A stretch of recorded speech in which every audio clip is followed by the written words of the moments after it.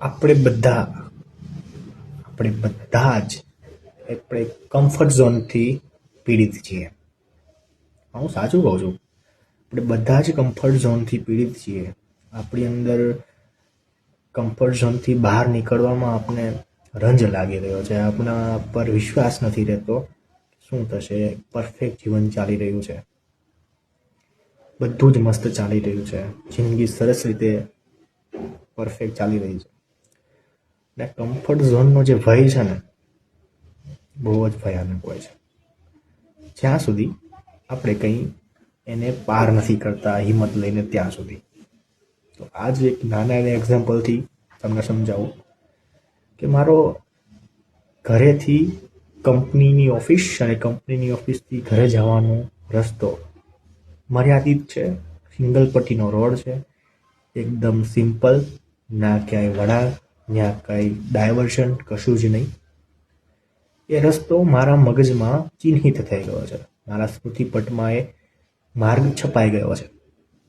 જ્યારે પણ હું ઘરેથી નીકળું તો મને ખ્યાલ હોય છે કે ઓફિસ પહોંચતા સંભવિત 20-25 મિનિટ જેવું લાગશે, એનાથી વધારે લાગી જ ના શકે, કારણ કે રસ્તો પરફેક્ટ છે. આજ અચાનક એવું થયું કે હું ઓફિસથી ઘરે આવતો હતો અને અચાનક વચ્ચે મ્યુનિસિપલ વાળા આવે, કઈ કારણોસર કઈ કામના હેતુથી એ માર્ગ ઉપર ડાયવર્ઝન મારી દીધું. હવે થયું એવું કે મને તો એક જ જગ્યા ફિક્સ હતી, એક જ રસ્તાની માહિતી હતી, એની આજુબાજુના રસ્તાની માહિતી મને હતી નહીં, કારણ કે કોઈ દિવસ જરૂર નથી પડી. તો અચાનક જ્યારે ડાયવર્ઝનનું બોર્ડ જોયું ને, ત્યારે હૃદયમાં થોડીક ફાડ પડી. થયું કે આ રસ્તે તો હું કોઈ દિવસ ગયો નથી, કોઈ દિવસ એ જવાનું થયું નથી. આ રસ્તો ક્યાં લઈ જતો હશે? જે નિર્ધારિત સમય ઘરે પહોંચવાનો હોય છે એનાથી મોડું થઈ જશે તો ઘરવાળા પર ચિંતિત થશે. વાસ્તવિક નાના નાના હૃદયમાં, મનમાં સવાલ મૂંઝવતા હતા. પણ હિંમત કરીને બધા ચાલતા હતા, એની સાથે સાથે હું ડાયવર્ઝનના રસ્તા ઉપર ચાલ્યો ગયો, કારણ કે એક જ રસ્તો હતો, કોઈ ઓપ્શન હતો નહીં. સદભાગ્યે રસ્તો ડાયવર્ઝનનો આગળથી બીજા રસ્તેથી કનેક્ટ થઈને મારા એ જૂના જ રસ્તે કનેક્ટ થઈ જતો હતો. જ્યારે હું જૂના રસ્તો ડાયવર્ઝનનો કનેક્ટ થયો ને, મનમાં એક નાની એવી કોઈ સક્સેસ મળી હોય, આપણે પહેલી જ ટ્રાય હિંમત કરીને કંઈક કર્યું હોય એવી સક્સેસ મળી.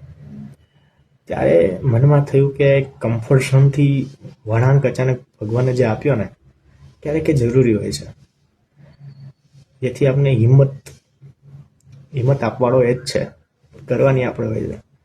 આજે હિંમત ભરીને પગલું લીધું ને, જે ફરી આપણે એ જ માર્ગ ઉપર આપણે ફરી ગોઠવાઈ જઈએ ને, ત્યારે એનો આનંદ અનેરો હોય છે.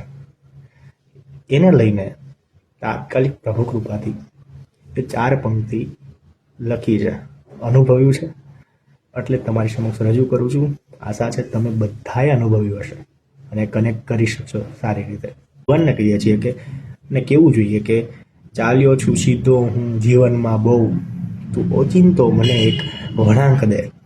આજે માપી છે મારે મારી જ હિંમતને, માપી છે મારે આજે મારી જ હિંમતને, ભલે ને શ્વાસ પછી જરીક દે. તો લાઈફમાં ડાયવર્ઝન અને વળાંક માટે તૈયાર રહેજો. એ આપણા માટે જ હોય છે, આપણા જ કમ્ફર્ટ ઝોનને બહાર કાઢવા માટે આપેલા હોય છે. જય શ્રી કૃષ્ણ.